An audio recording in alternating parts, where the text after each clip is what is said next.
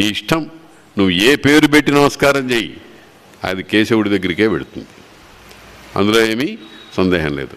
ఎందుకు పెడుతుంది అని అంటే అన్నీ ఆయనే గనక. ఏ పేరు పెట్టి పిలిచినా ఆయనే గనక ఆయన దగ్గరికే పెడుతుంది. ఆయన సువ్యక్తమైన తంత్ర రూపం కలిగినటువంటి వాడు. తంత్రం అంటే విధానం. ఈ ఇటుక ఇక్కడ పెట్టు, ఈ పాత్ర అక్కడ పెట్టు, ఈ అగ్నిహోత్రం ఇందులో వెయ్యి, దాన్ని జ్వలింపజెయ్యి, ఇదంతా కూడా తంత్రం. ఈ తంత్రానికి రూపం ఆయనే, అవ్యక్తుడు. అయితే ఆ తంత్రం అంతా ఆయనే అనేటువంటి విషయం మనకు వ్యక్తంగా తెలియదు. అవ్యక్తుడు, అనంతుడు, అభవుడు.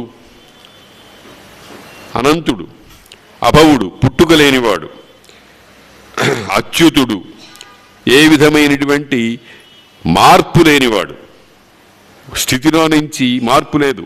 మనందరం కూడా నిత్యమైన పరిణామశీలం కలిగినటువంటి వాళ్ళము.